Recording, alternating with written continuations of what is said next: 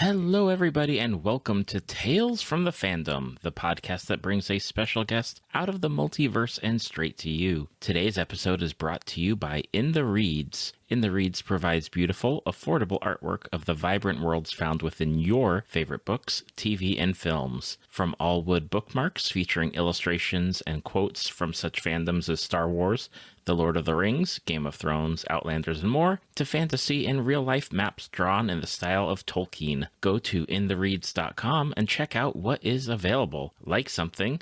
Use code TALES10 at checkout to get 10% off your order. A link will be in the show notes along with the code. And now, let's get to the episode. Hello, everybody, and welcome to the latest episode of Tales from the Fandom. It is mid-October, and we are trucking along with new episodes and new guests every week for your listening pleasure.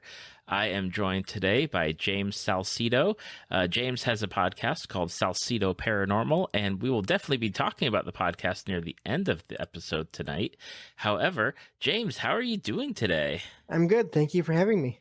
It is my pleasure. This has been a long time in the making because you and I have crossed paths multiple times with a few Twitch streamers that people on the podcast might know as Blue Lavender and Brad Carter from B&B. They both do the B&B anime podcast. And you and I happen to just be in their Twitch streams repeatedly. And you had started your podcast at that time when we were all hanging out together. Yeah.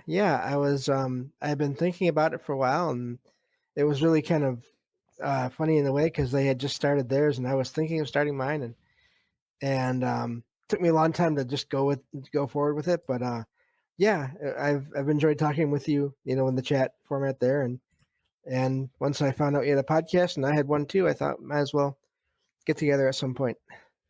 Absolutely. And it's always nice to have people that know the hardships of what goes into doing a podcast. If you're listening, everybody, it's not just talking, and that is the one thing. Even for getting you on today, we had little tech glitches and stuff that we worked out, but it's not just making the magic happen with our voices. Yeah, it's there's so many little things, and you can, it's I think you have to each person has to find their own way of doing it, and and then talk with others that are doing it, and then see what works and go from there. And even then, like I said, tech issues happen all the time. That's just how it goes. Oh, 100%. Now we've got a number of, or actually we got two fandoms that we're kicking off the first half, and then the second half of the episode, probably about the 30-ish, 40-ish minute mark, we'll be talking about paranormal stuff and your podcast, Salsido Paranormal. But the first thing we're going to be talking about is Marvel comics, specifically comics. So if you're here for the MCU, get out of here. I don't want you to listen, or skip ahead. It's totally okay. Now, James, as far as Marvel comics go, and I'm a Marvel comics guy as well, at least from the late 80s to about the 2000s ish era. How did you first get into Marvel comics? And why Marvel? Because there's DC and some other comic book companies out there. Yeah, well, I did get into it. I found out about it through all the different cartoon shows that were out in the 90s.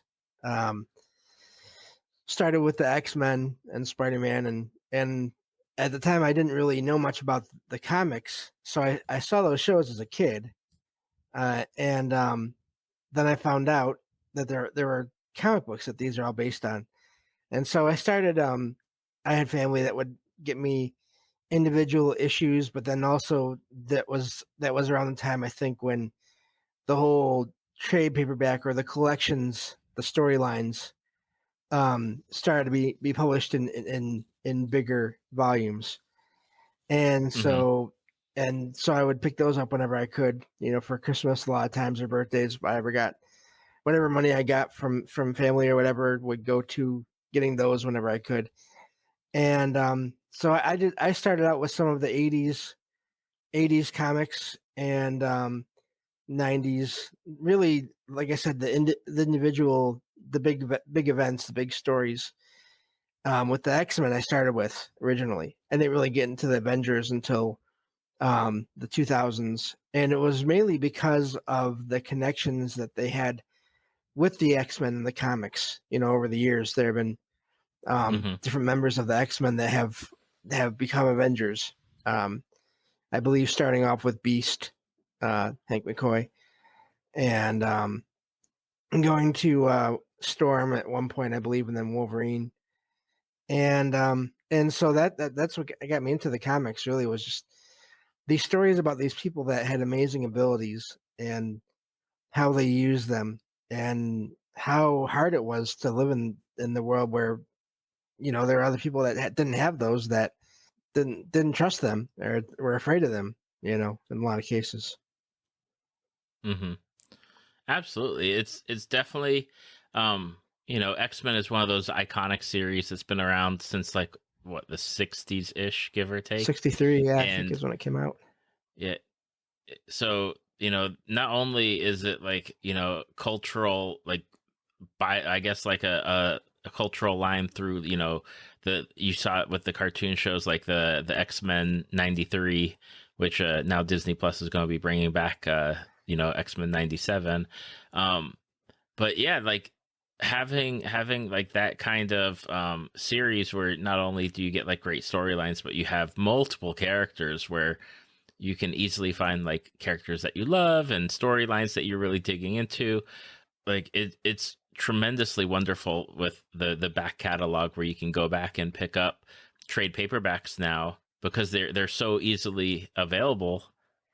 I mean, from my experience recently, I haven't been in a comic book shop in a while. Sorry, comic book people. But yeah, it's they were plentiful back when I was checking out trade paperbacks, and is always cool to go back and see some of like those like big huge story arcs of like in the collections. For you and the X-Men, did you have like a particular like arc that you loved like over all the others? Well, I really liked, let's see here, the first big one that I really liked was I think it was, let's see here, I believe it was Inferno. I think was one of the big ones, which was I was just getting into it, so I didn't know a lot about the characters.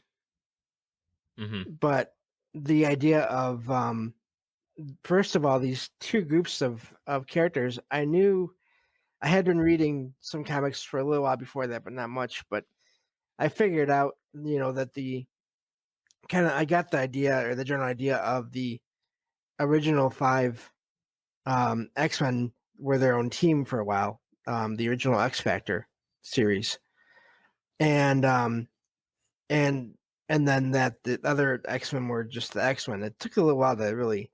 This was way before internet was available, so I had to just go with whatever I found for a long time. I didn't learn about Right. all the lore until years later, when I started collecting reference books, actually, which is a thing that not everyone knows about.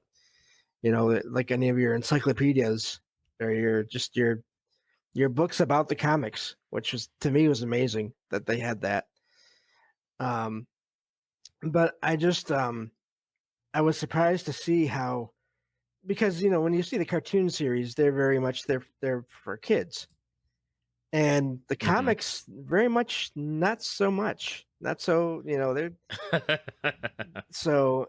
And of course, by the time like 90s, mid 90s, I was getting to be a teenager, so it didn't bother me. It was more interesting, I think, because of that.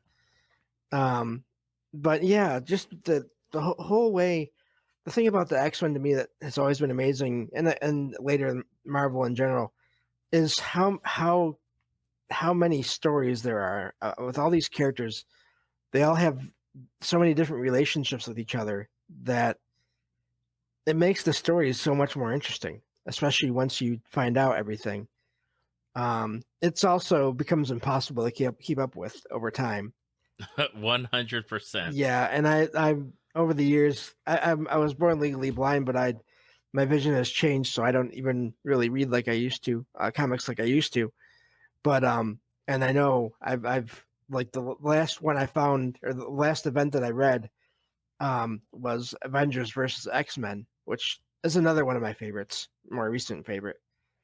And so yeah, just the way the characters played off of each other and their biases. And so this event really had, in a way, had the two teams, the X Factor and then the X-Men, being manipulated to facing off with each other, you know, because they both thought the other had died at different points, which again, this is something that has happened in the comics over and over again over the years.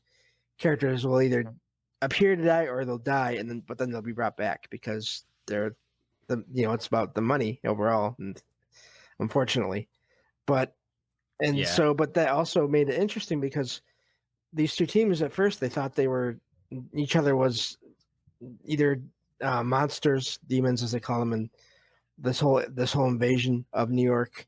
They thought they were just doppelgangers, or just so they didn't think that they could be real. Each other could be real, and there was other events in that that story too that drove things. But I really was just amazed at that, and the art was. I mean, the 80s and then the 90s. The art to me was amazing because I'm not a visual artist at all in any way, shape, or form. I can do words okay. I've been writing since I was a kid, but so the art was really amazing to me. With the X-Men, we'll stick with the X-Men. Do you have any favorite characters, of any of the teams, or do you have a favorite team that you like more, or like favorite team composition? I've always been drawn to Wolverine because of how much he has gone through, even before he became a member of the X-Men. The various ways he was controlled and manipulated and experimented on and everything. And just by various governments and everything. And then also, of course, as a kid, it started because I just thought the idea of having knives, in your hands, you could just use whenever you needed to. Visually, that was an amazing concept to me. That. So as a kid, that was cool. That to me, that was, you didn't have to carry anything. You could never really lose, your weapons that you had to use to defend yourself. They were always there. Right. But then again, like I said, as I started reading the comics and getting to know more about everybody, him especially, and also with his heightened senses, I sort of identified with that in a way because I've always had really sensitive ears. That actually led me later on to also be very much a fan of Daredevil because of that. But so I thought it was really, really neat when you would see in comics or anything like that, where everyone would be just doing their thing, their random thing, and then Wolverine would stop and be like, "Hey, that's something's wrong," or something's coming, and everyone would be like, "Wait, what? Really?" And then, of course, cue whatever threat or problem or whatever was coming would show up. So, I had to say I didn't like Cyclops a lot at first until the 2000s, until maybe like until until he started, let's say, making decisions that seemed like they were really risky, and then of course led to things that events, like with all the way, what is it, the whole I'm the whole Messiah War, Messiah Complex, Messiah War, Second Coming, that whole series, because of the events of House of M, with the mutant kind being decimated, brought down to, I think it was like 200 almost. Yeah, something like 200-ish mutants left. Yeah, and he was and so I don't blame him in a way. He was put in a very the situation that was very tense, and so he started making decisions that were not quite the same as that they used to be, and so that's when he started to get a little more interesting to me, and really lit all that from that to all the way through, of course, Avengers versus X-Men. This big. I'll just talk about that for a little bit. This big event where these two, not even just teams, they're two entire families of characters, or the organizations, really, in a way, of characters that faced off against each other in this event over the return of the Phoenix Force to the first mutant born after decimation, um, and the decision as to what to do about it. And Cyclops deciding, no, we're not going to stop this. We're going to let this Phoenix Force come, and hopefully it'll help bring help mutant kind, and maybe even somehow lead to more mutants. Possibly, I don't even know what exactly he was thinking for sure, but this idea that they had to stand up to whoever, and if that was the Avengers, then that was how it was. So it was very much. I love that story because it wasn't your usual team versus team where they're being manipulated, and then they all join up in the end to face whoever is controlling them. That's how a lot of those. Mm-hmm. It seems like to me anyway. A lot of those hero versus hero stories have gone over the years. It didn't do that. You had these two groups of people that knew each other, characters that knew each other through their own stories and their own comics, now involved in this almost like a war, really. And then of course things go terribly wrong, and so I thought that entire story was amazing, that whole event, and I loved Wolverine's position in it because, of course, not only being part of both organizations, but that wasn't even the point to him. It was more, I'm going to do whatever I have to do to keep the world safe, even if it's going against no matter who I'm going against, whether it's both teams or not. The entire time, and so I really liked him in that event as well. Yeah, it's I remember reading some of that series because I found the idea of like the Phoenix Five, I think they were called. Yes. With like Scott and Colossus, and it's like I can get down with them, just being infused, not only just infused with the power, but like actually trying to do stuff with it and be like, look, we're doing our thing now, and this is how it's gonna be. And I like how most of the story played out. I enjoyed reading whatever I was able to read at the time. But yeah, it's always interesting when they have like those team ups, or the like Avengers versus X-Men, or like X-Men versus Fantastic Four, where it's always like, okay, they're fighting, but it is like you say, there's always generally like something else happening in the background of like, who is it? What's going on? What's the real story here? Yeah, and in that event, the Avengers versus X-Men, at some point, eventually, a lot of the X-Men come over to the Avengers side because they're like, wow, okay, things are not going well here. But, I think Rogue even says it. You have to understand, Cyclops has never messed up before like this. He's never led us wrong before. Mm-hmm. And so that's a huge point, and that's accurate. For years, he made mistakes, maybe, but I mean, they were always understandable. This, I mean, he even, I guess, I don't know about spoilers, but he does some things in this story. The power of the Phoenix. I was really excited at first when I saw that those five had those powers, and if they hadn't turned dark, throughout the course of the story, then yeah, they could have really kept mutant kind safe for a long time. But Mm-hmm. as you're reading the story, you're seeing that they're not quite themselves either the whole time.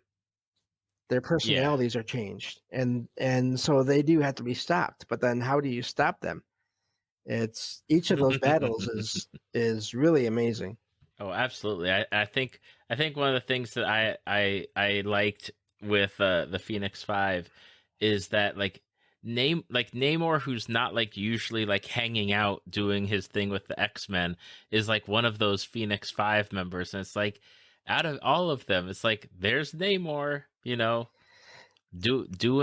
what he's doing, like on top of like all the other problems that Namor causes.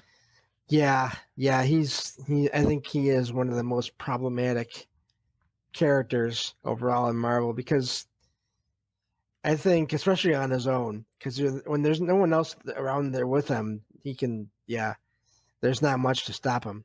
But yeah, and I was surprised to see him with the X-Men at first, until I started reading back a little bit on things, and I found he had joined them a little while before that, but it was still, he definitely added a more exciting element to that group, because I mean, with Colossus and Magic, they weren't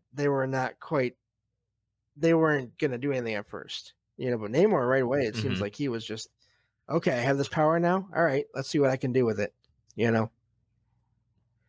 Exactly. Now, for people that are interested, like, going to check out some of the trades that you enjoy, like, what would you recommend, just if people are getting into like maybe checking out Marvel comics for the first time, especially in like the era that like we both were reading comics, we have like that overlap. What would you recommend to people?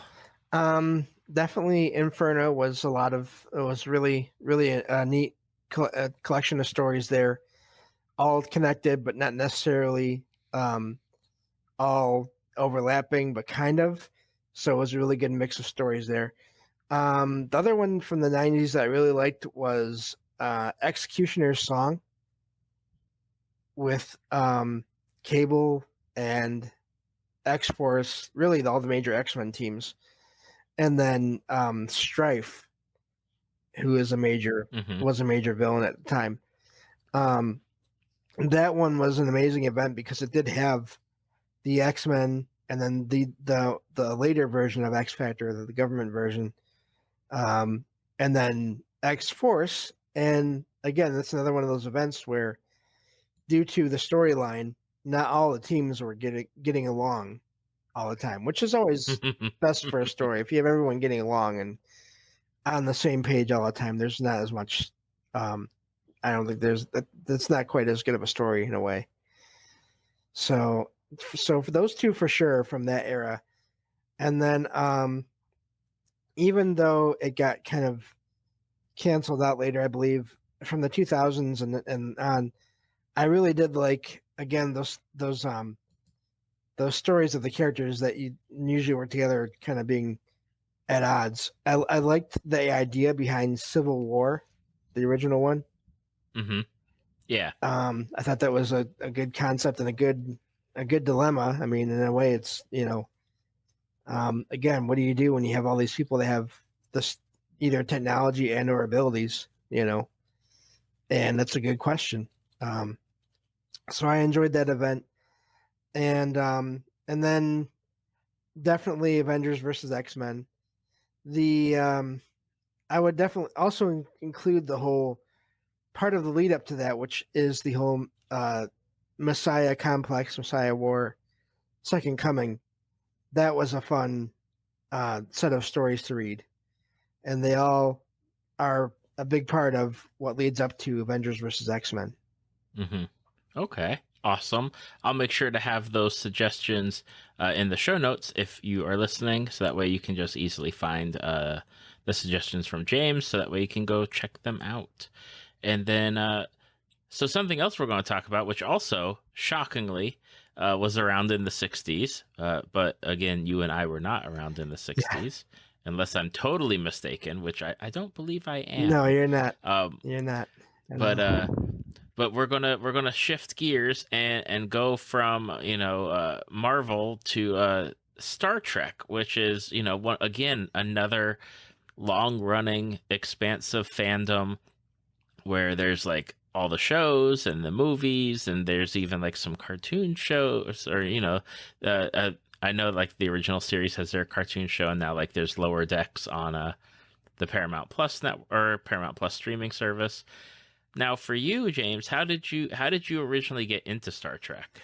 That was thanks to my dad. Actually, he was always a big fan of Star Trek, and so I would see it a lot of times. My parents divorced when I was really little, but whenever I go and see my dad or stay with my dad, there would almost every time there would be at least some kind of Star Trek going on over there, and yeah, so that's I started watching them with him, and I I did start with watching the original series episodes here and there whenever it was on TV, and Hmm. that was okay to me. That the concepts were neat. I mean, it's I think it's different when it's that many years. You know, I was born in '82, and so as a kid, you know, this is almost the '90s by the time I saw it. So I think any kind of show where it's made that far back is going to seem a little bit different, almost always. You know.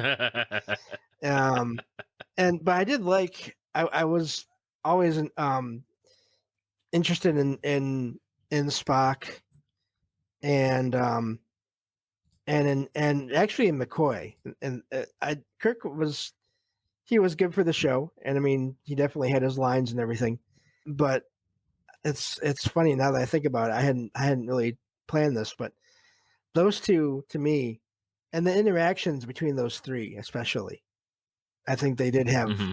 good. I don't know if you call it chemistry or not, but they did work well together on screen. I think.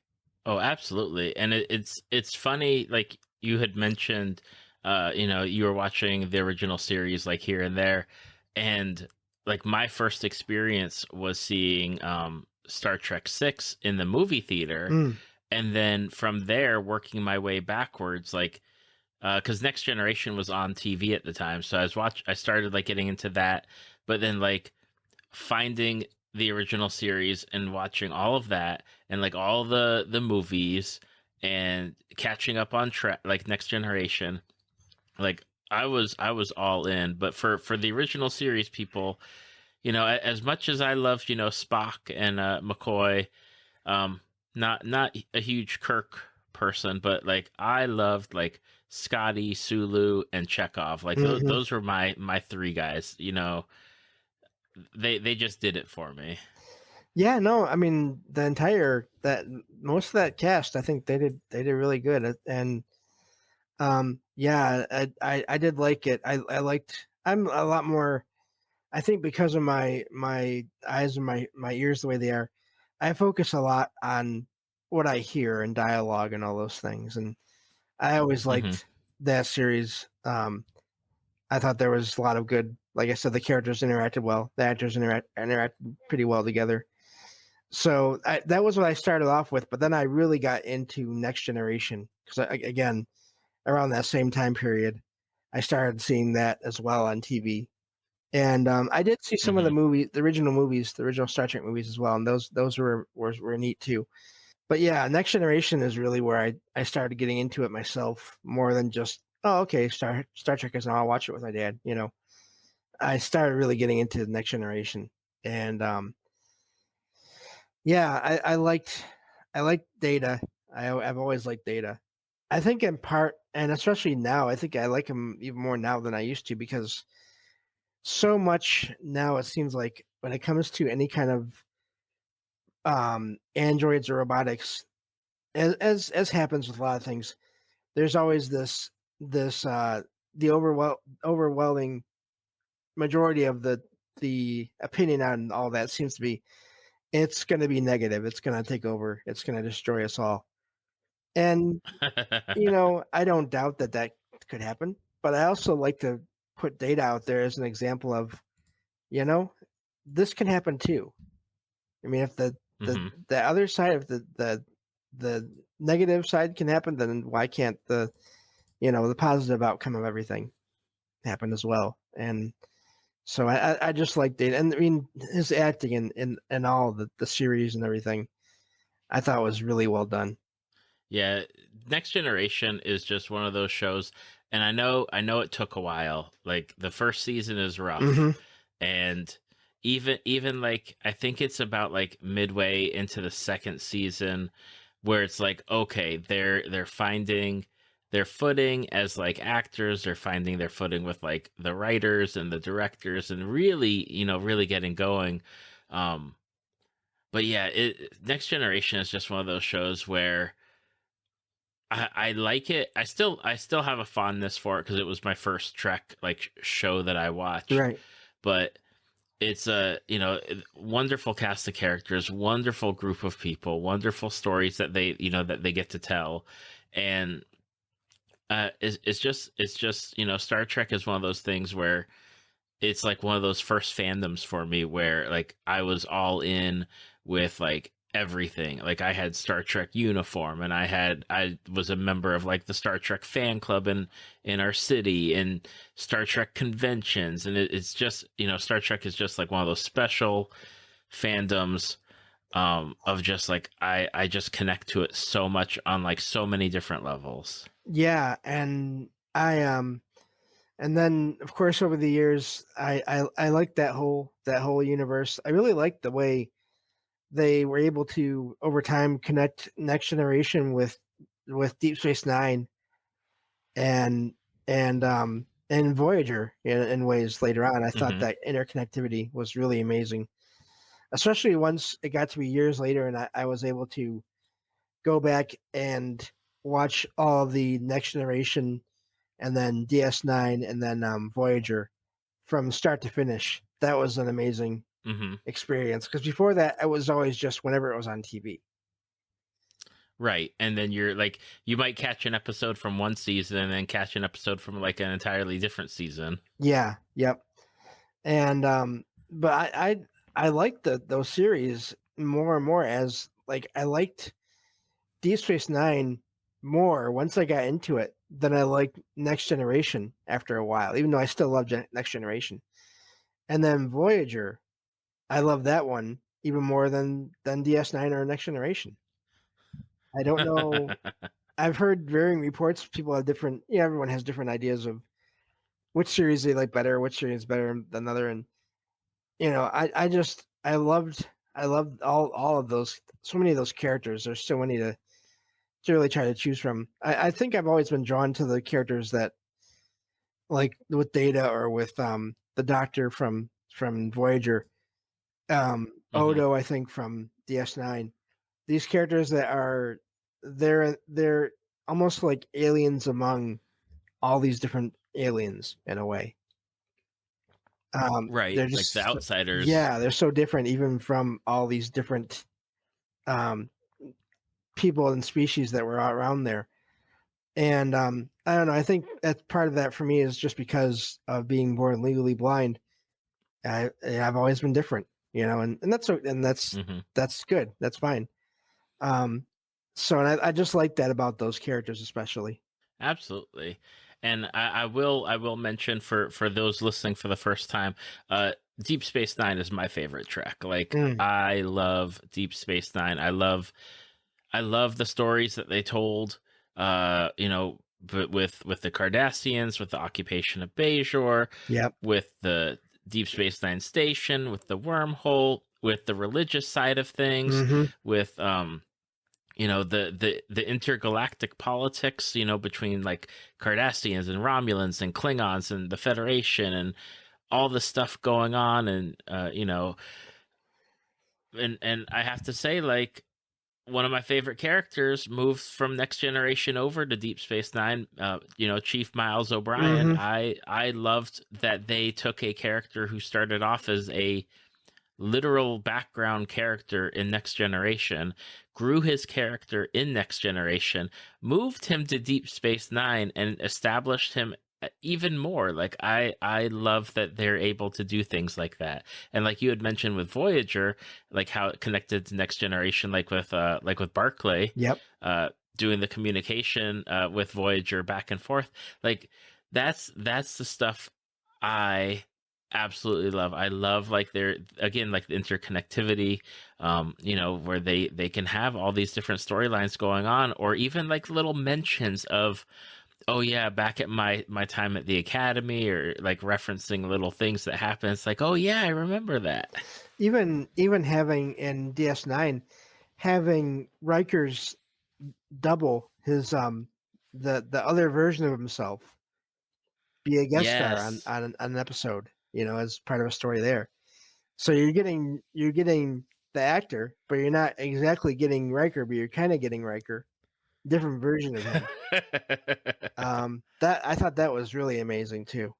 Yeah, it's one of those shows that I know, there's a lot of like new shows out, like there's Discovery and Hmm. Picard and Strange New Worlds, which, to be fair, as of the time of this recording, I've not seen any of them. The only one that I've watched is Lower Decks, because I dig the stories that they're doing on that one.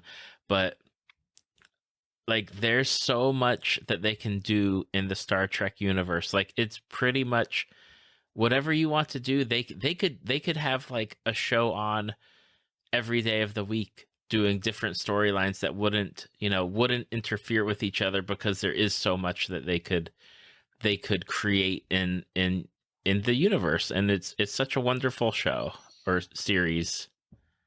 It is. Yeah, I have seen some of Discovery and I've seen some of Picard, and I do like them, but they're not on the same level as the whole Next Generation DS9 Voyager run Hmm. in a way. I don't know if that's because I was a kid when I started with all that. I think that can have something to do with it. Anytime you have things that you remember from when you're a kid, I think that adds something to it. But and then just this, I don't know, just the stories and the characters. I guess maybe because I don't know, I've had more time with them. Hmm. Maybe that's part of it. I don't know for sure why, but yeah, I definitely, especially DS9 and then Voyager. I especially love those too. Yeah. Oh, they are must watch TV series. If you haven't watched them, definitely give them a chance. I think I would almost recommend, if you're not familiar with Star Trek, maybe going with Voyager, because of like the setting. Hmm. Like they don't know what's going on, Yeah. you don't know what's going on. It might work better than, say, like Deep Space Nine. But if you're a Trek person, maybe like if you're into like Discovery, Strange New Worlds, and you want to check out like what came before, Deep Space Nine is one of those shows where they hit every kind of storyline, every kind of like thing that you could want in a great TV series. Yeah. I mean, like you said, all the politics, all the humanitarian, or all those issues of kind of perspective, what's good, what's not, or what's evil, all those things. I mean, alternate universes, um, alternate versions of people. Those, even though those episodes, um, I don't know, I don't remember them like very well. Just that idea of that possibility was always amazing to me. So yeah, Hmm. I like that show a lot. Now we're going to go. We're stepping away from the fandom talk, and I think you may be the first guest I've ever talked to about paranormal stuff. And I say stuff loosely because it's going to be an umbrella of a paranormal discussion before we start talking about the podcast that you do that ties into the paranormal. But I guess the first question I have is, um, how did you get into paranormal? Like I don't want to say like paranormal activity, but like getting interested in the paranormal, and I'll follow that up with another. So we'll start with how did you get interested in the paranormal? Well, it started with experiences, really, that I had as a kid, and then I've had ever since then over the years.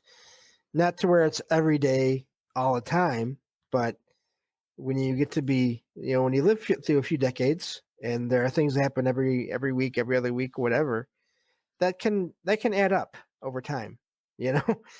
And Hmm. so yeah, it started with experiences, and I can go over a couple of those if you'd like. My first one and a couple others real quick, and but that's really got what got me into it.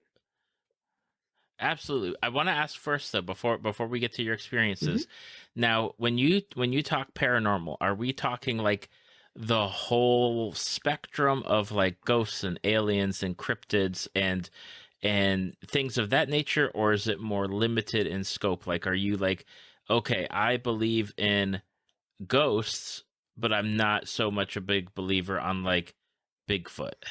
Yeah, no, everybody, if you can, everyone will have different ideas of what the paranormal or what paranormal is, but I do put it all together. I put all the ghosts and the aliens and cryptids and UFOs and just anything that to be seems like it can't be easily explained or we don't really know what it is.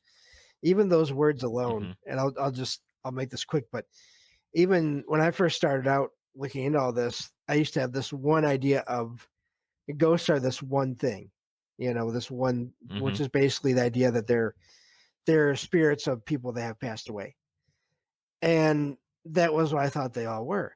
But over time, if you look into this enough, you'll find there are many different things that can appear to be ghostly or appear ghost-like or like apparitions. There are many possibilities or possible theories as to what they are, that they can all look similar, but there can be many causes. So these words are good in a way to give a general sense of what we're talking about, but also they're they're not it's not as easy as the definitions are not as easy. So really it's Hmm. anything unexplainable, strange, at least not unexplainable by most people's standards. There's always skeptics and there's always people that believe every little thing is paranormal, and I'm not quite in that category either. I think there are logical explanations for things. So, but yeah, I put it all together, definitely. Okay. If you'd be so kind and whatever you want to share, what are your like initial or current or like your experiences that you've had with the paranormal that were those first signs of like, hey, I not only am I interested in this, like this is actually happening. Yeah, well, it started when I was a kid, around 14, 13, 14, visiting my my aunt and uncle's house. They had just moved into this house. He's a few years younger than me, but they had just moved into this house, and I used to go and visit him almost every weekend, every other weekend. Um, and so I would see him a lot. But for a little while they were moving, I didn't do that as much. So I was really happy to go see him when I was able to. And they moved into this house. It seemed like a really big house to me because I was a kid, and two-story house. Had a basement and then the ground floor, and then see here, four rooms on the second story with a bathroom.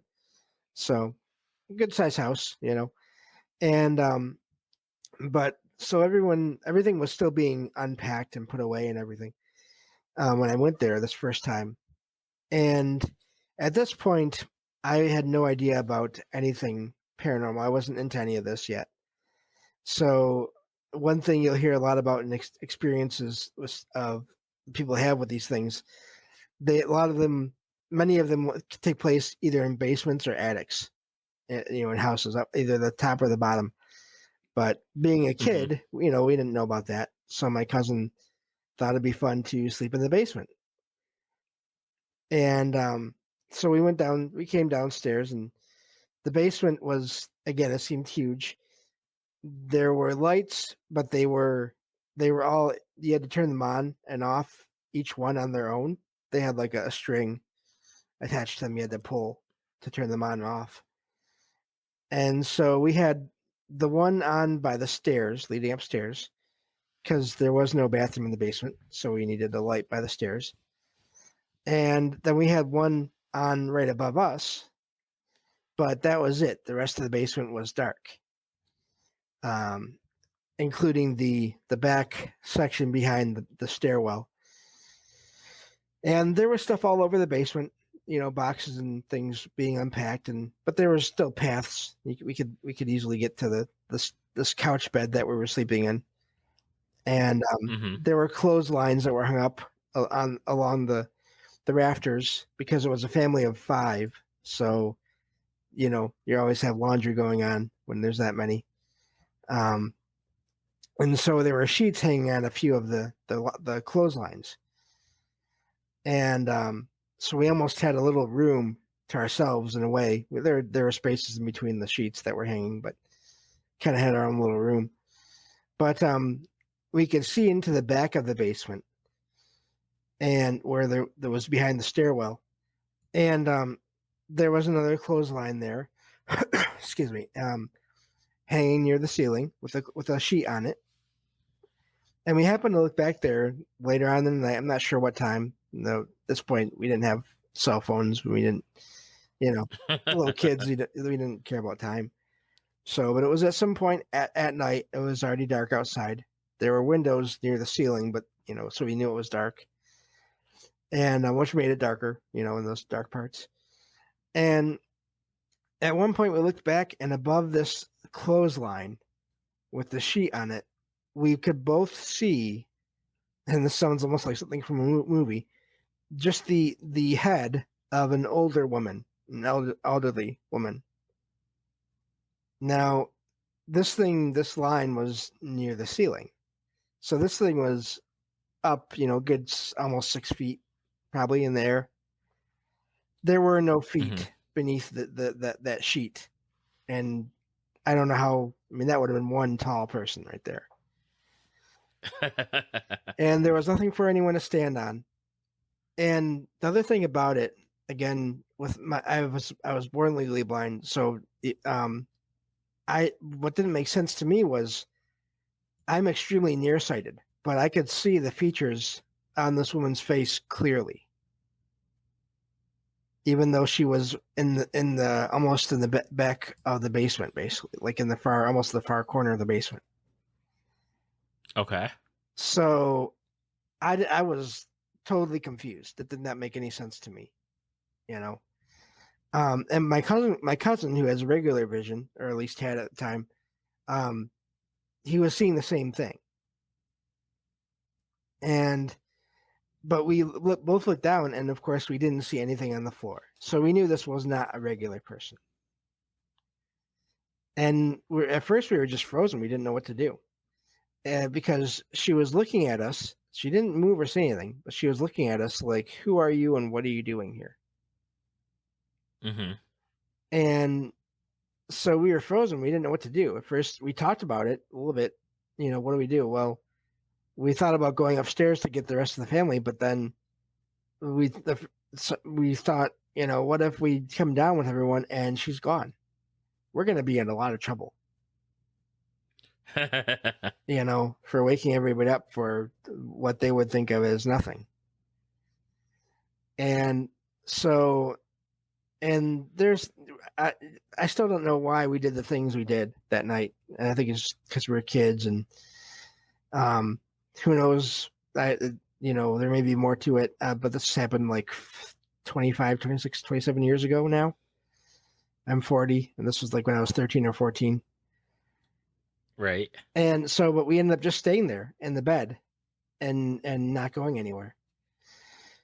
And we just decided, okay, we're not going to look in that corner anymore, because that's where whoever that is at. And that's how we noticed something else in the basement. We saw a black cat. And they did not have a black cat. And I don't even think they had a cat at the time. And it was, and it's so funny because now I think about it, and it does seem like a movie, but we weren't into that kind of stuff at the time. But and it had like orange yellow eyes, and it was looking at us. But at first we didn't think it was anything weird. We thought, well, maybe a cat got in or was hiding during the move. Maybe this was just a regular cat. Mm-hmm. And we both like cats, and I mean, it was a good distraction from whatever that was in the corner. So, we decided to get out of the bed, the couch bed. Of course, it's a big couch bed, and we had to climb out of it. So we had to look away from the cat while still not trying not to look into that corner at this woman. And so, of course, we had to look away from the cat. And then when we turned back to look at it again, it was gone. Now, this basement again had all kinds of stuff all over it, all over the floor. And I didn't hear a single thing move or get bumped into or anything. Right. And that did not make sense to me either. So at this point, there's two things you would think you would do: either run away or, what we did, which was get back into bed just real fast. We got back into bed and we just focused on each other for the rest of that night until we fell asleep. And so that was our first experience and in that house and in general. I now knowing a little more, having researched a little more, I think that the reason I was able to see this woman clearly was maybe there was some kind of telepathic connection or communication where she was basically showing me what she looked like or somehow connected to my mind. Mm-hmm. So that I could see her. Because otherwise, there's no way I should have seen anything except for a bright blur, Right. But I could see glasses. I could see like hair done up. I could see that she was frowning, and those are all things that I should not have been able to see. So that was my first experience, and And it took me many years to get to the point where I went from just being afraid to being curious, and that's when I started looking into everything, and and I had more experiences that helped me with that, and so yeah, that's what got me into all this. So it wasn't by choice. now it's something like the floating head, right? Okay. Like I could see that happening, but like having two things happen on like the same time period just is incredible. Like I'm like that's like I'm trying to find the words and I'm not good with the words right now. Like it seems like just so like either something was happening or something was going on with like the house. I like that because it just seems like that's a lot piled on one evening. Right. And yeah, to anyone that doesn't that just walks in on this conversation, they might think, oh, they're telling a story. And in a way, that's I can see that. I can definitely see that. I didn't figure this out until years later after I did another interview for another show. I do these whenever I can. Usually it's more on just paranormal themed shows. Someone asked me if my cousin had any experiences in the house on his own. Mm-hmm. And I realized, no, he had never had any on his own in the house. It was always when we were together, when it was me there as well. Okay. So, and I've always been, I think I am basically what it comes down to. I think I am somewhat, not to a major degree, not like you'll hear if you look into this, there are some people that have things happen every day, all the time. It's not quite to that degree, but I am somewhat sensitive to these things, to these energies, whatever they are, to you know, whatever all this is. There are theories on Mm-hmm. whether it's spirits or again aliens or a lot of different things like that. And so that's the only thing that I can think of that now that makes sense in that way. None of us really makes sense, but there are. If you look into this enough, you can see patterns and similarities Mm-hmm. between people's experiences, and that's one thing I found. And you said you said since that first experience, you've continued to have experiences over time. Does that mean even like up to now you continue to have experiences? Oh yes, yeah. Not quite as often as when I was a kid, and now it seems like they're more to do with sounds than with sightings, but they still do happen. It's funny. I have a cat, and I have had one now for almost 10 years, and but I I also have from time to time what appears to be a ghost cat that stops by here. Looks completely different from the cat that I have. Her name is Logan, actually. Another comic book connection there. Um, should have been Emma, but at the time when I first got her, she was a kitten, and we thought that she was a he. So I went with Right. Logan. But this other cat, now the one I have, Logan, is a tuxedo cat. But this other cat that I've seen, and I've actually seen it once in the daytime, and then while I was awake, and then one time while I was dreaming. But I've seen this cat. There's this one day I saw it in the window next to my door as I was coming to the front door, coming home from errands. And I thought it was Logan. I thought the sun was just washing out her color, making her look like she was all white. Mm-hmm. And this cat went behind the door, which Logan will do sometimes. And so I opened the door slowly, and then I closed it. And I looked behind the door, no cat. And I went into the apartment, and Logan was asleep on the rocking chair. And that's when I realized, oh, wait, that cat really did look like it was all white. It looked bigger than Logan, I thought, but I just had brushed it off, And yeah, it just, I don't know where it went, There was no other open door Mm-hmm. in here. There was no other open window in here. I keep everything closed because it's just me, and yeah, I don't know what happened.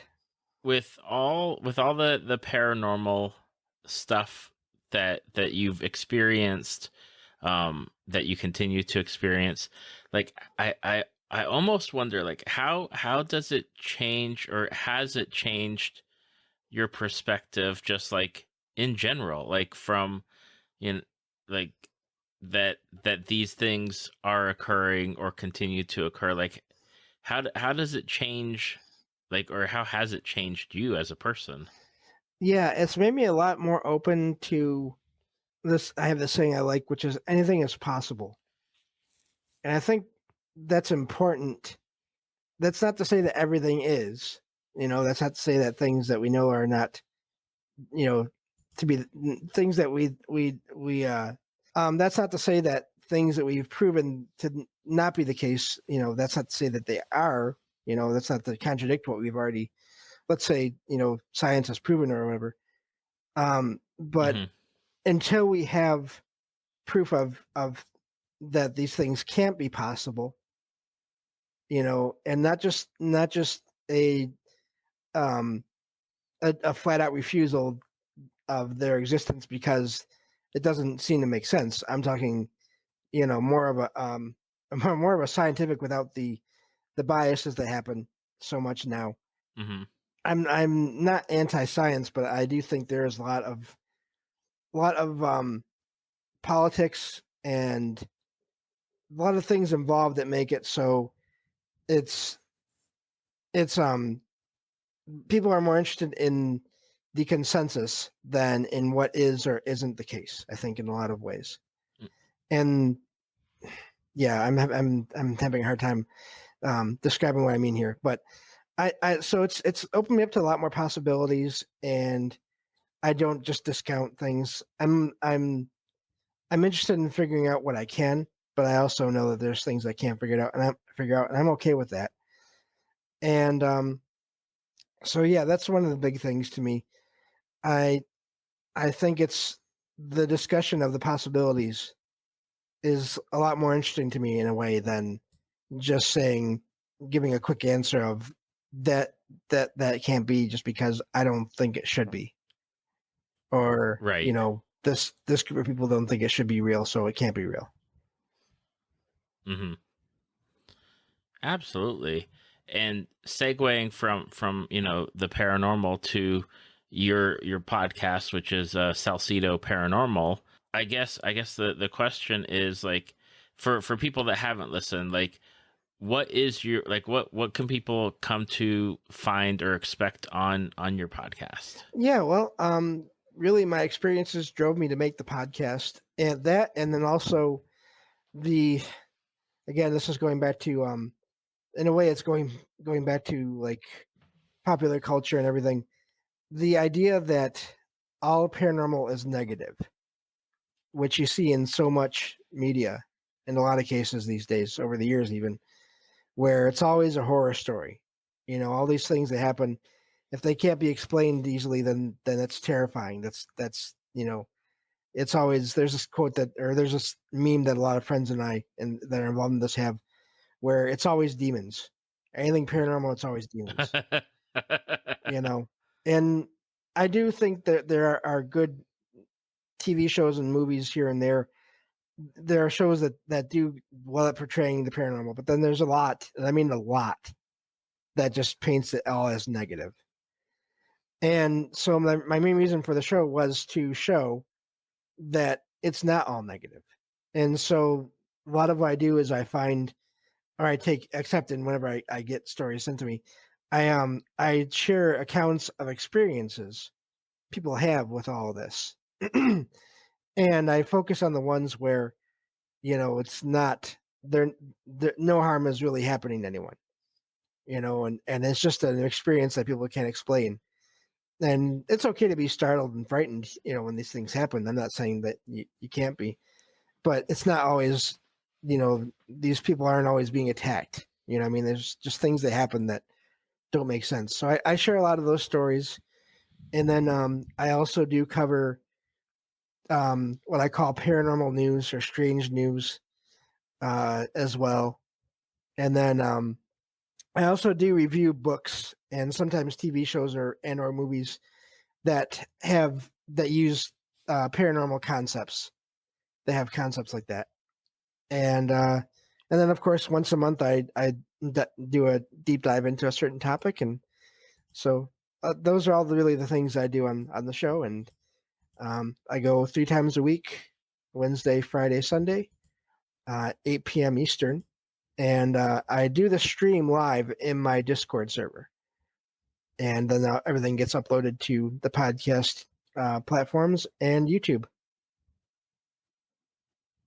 Okay, awesome. So if people are interested, they can hear it live, and then, like, on the Discord, and then go and catch it, like, whenever you upload it to, like, the for the normal podcast listening stuff. Right, and I usually do that within a day, no more than 2 days after each episode is there. After each stream is done, I always get those up there. And the nice thing about the streams is they're interactive. People can type in messages and responses to whatever I'm reading, and give their thoughts here and there, and so that makes, I think, for a fun show in that way. Oh, awesome.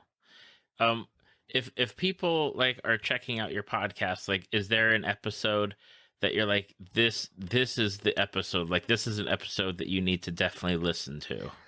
Not really. I will say that, like with any show, I think that I would definitely recommend going with some of the more recent episodes.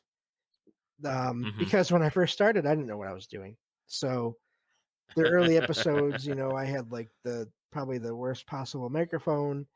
I didn't know how to talk really in this kind of format. I've always been a writer, not really much of a speaker. So I'm a lot more comfortable now in this setting than I was when I first started. So if you want a better idea of what the shows are like now, I would definitely start with more recent episodes. And then maybe work your way back. But no, I can't think of any one episode, but I do Wednesdays are mix. I either do a review or a deep, like once a month, the end of the month, I do I cover a certain topic. And then Fridays now are that's when I do the news, and then Sundays are the experience or accounts of their things they've had happen or they've gone through. And that's usually stuff that I found online. But then once in a while, I will get someone that will want to talk and share their experiences live on the show. So either of those are always fine by me. That's awesome.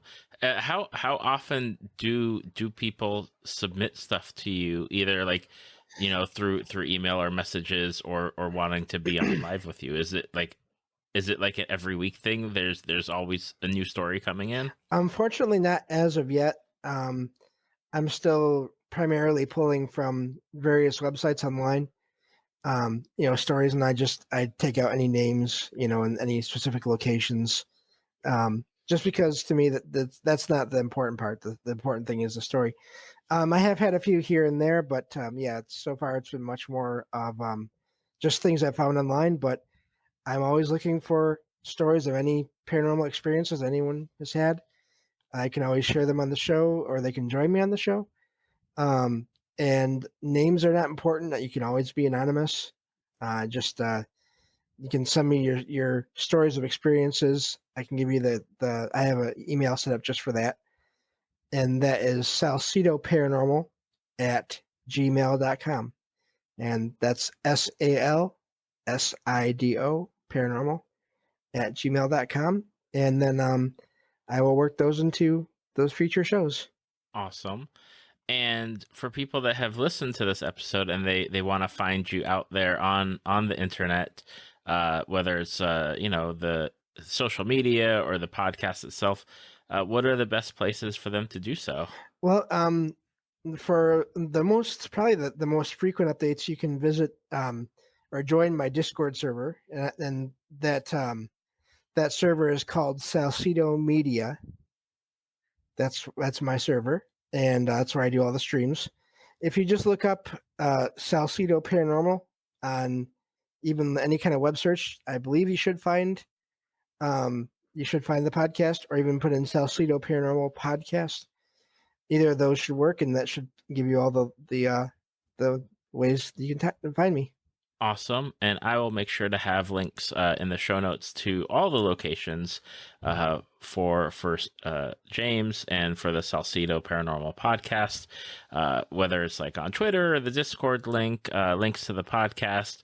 So that way, if you are interested in checking out James or the podcast, you can just click and go to where you need to go. And then again, if you have stories that you want to share, just email James at salsidoparanormal@gmail.com. That'll be in the show notes as well.